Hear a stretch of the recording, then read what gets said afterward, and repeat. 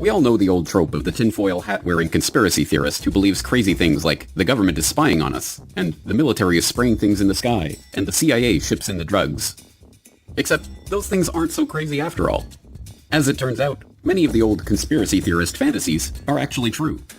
Here are 5 examples of things that were once derided as zany conspiracy paranoia, and are now accepted as mundane historical fact.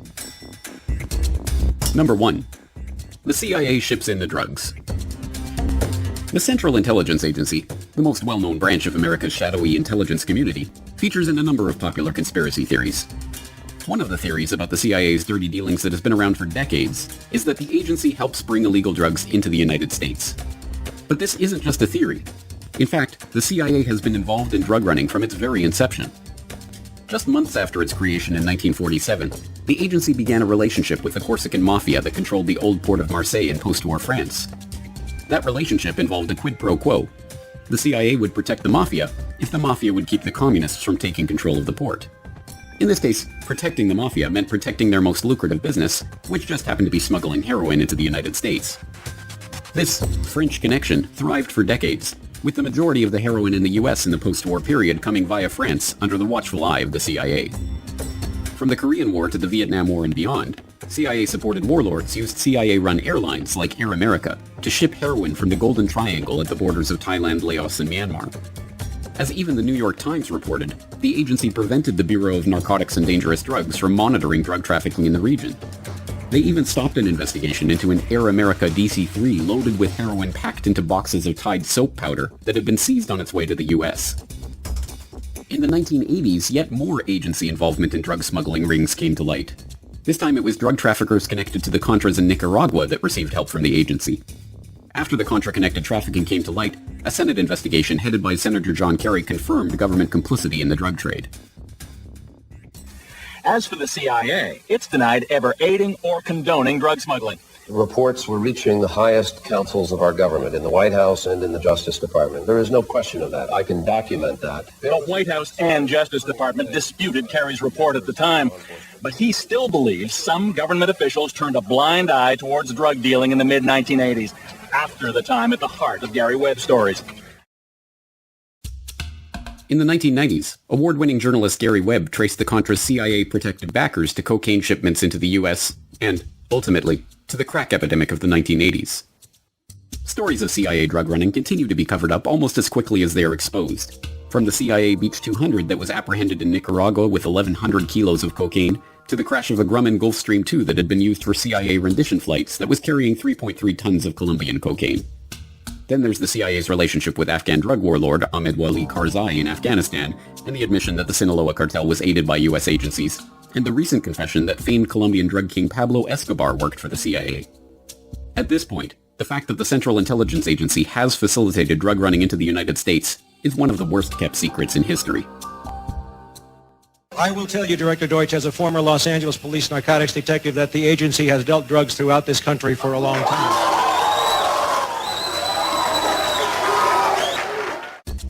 Number 2. The government is spraying us from the skies. It is incumbent on everyone who wishes to remain in the respectable, polite circles of society that they deride all chemtrail theorists as kooky fringe-nut wingbats, or whatever the ad hominem du jour is. I mean, who could actually believe that the government would ever coordinate a program to spray toxic chemicals on unwitting citizens?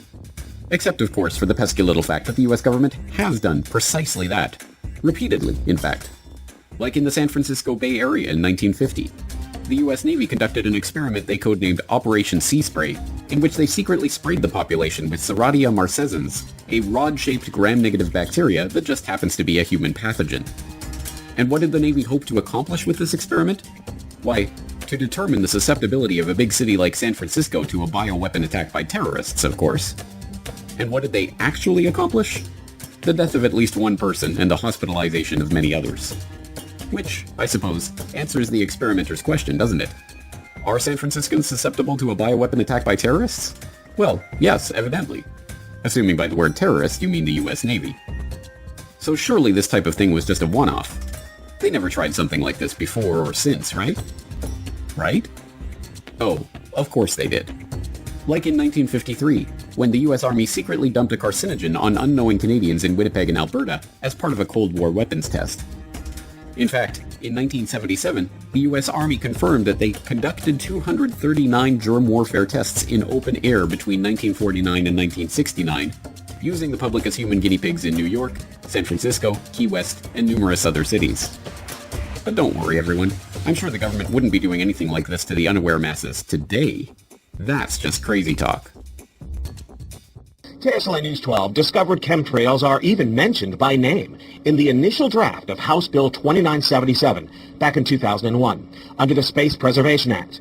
But the military denies any such program exists. Jeff Farrell, KSLA News 12 reporting. And, it turns out until 9 years ago, the government had the right under U.S. law to conduct secret testing on the American public under specific conditions. Only a public outcry repealed part of that law with some exceptions. Number 3. Governments stage terror attacks. Over the last decade, internet conspiracy analysts have brought the term false flag to the public consciousness. In naval warfare, a false flag refers to an attack where a vessel flies a flag other than their true battle flag before engaging their enemy.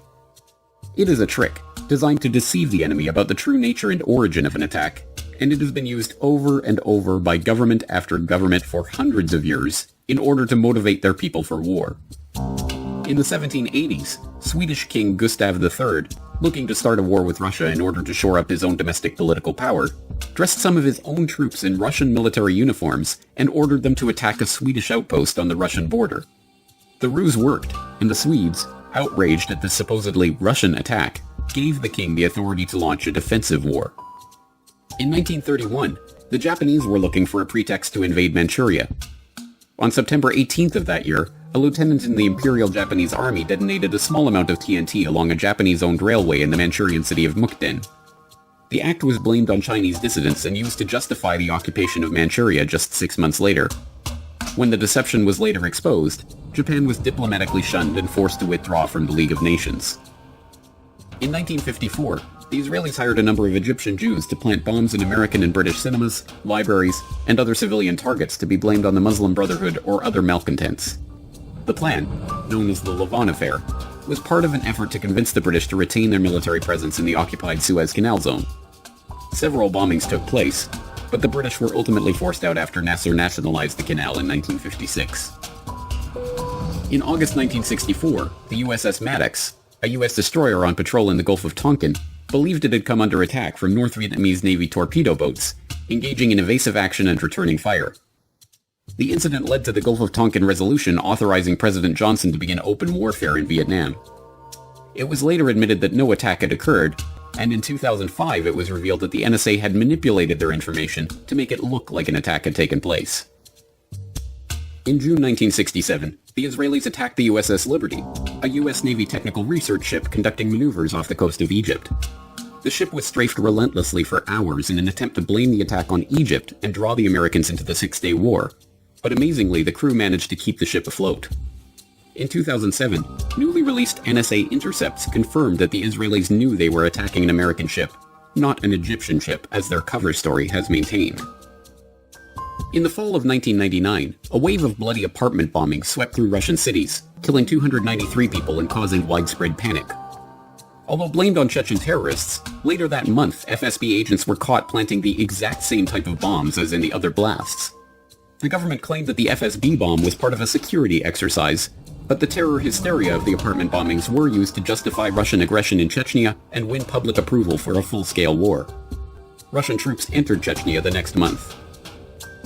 In 2001, attacks in New York and Washington were blamed on Al-Qaeda as a pretext for invading Afghanistan. In the months leading up to the event, American negotiators had warned Afghanistan's Taliban that they were interested in securing right-of-way for proposed pipeline projects, and the U.S. would achieve this with either a carpet of gold or a carpet of bombs.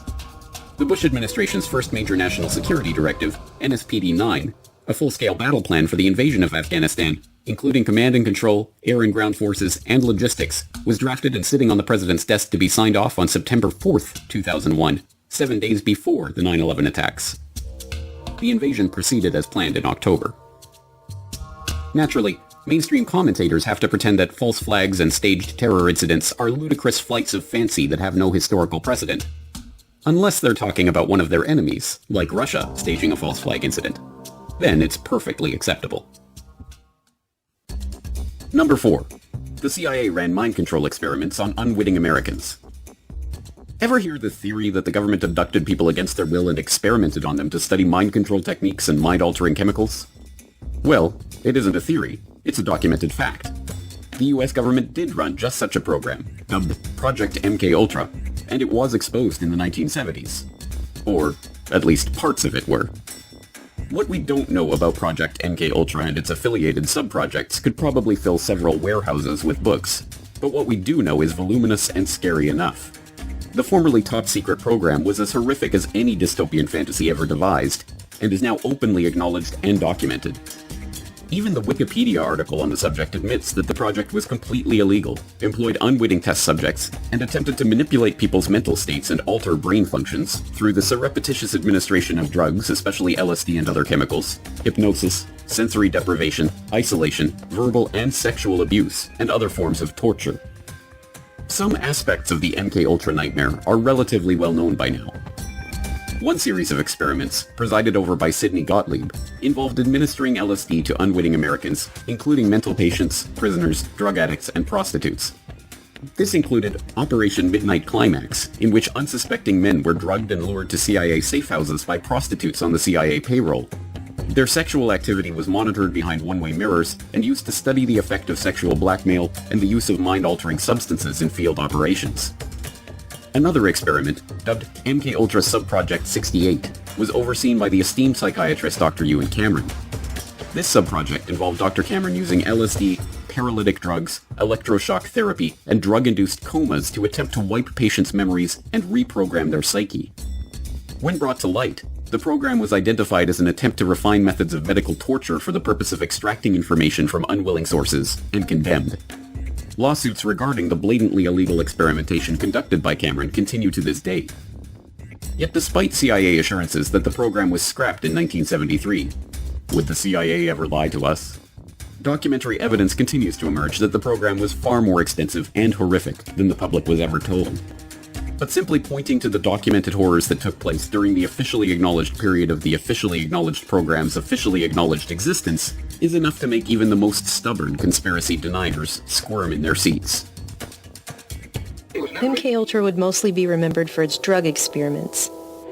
I'm going to give you this cup that contains lysergic acid 100 microgram. Will you drink it? That's acid.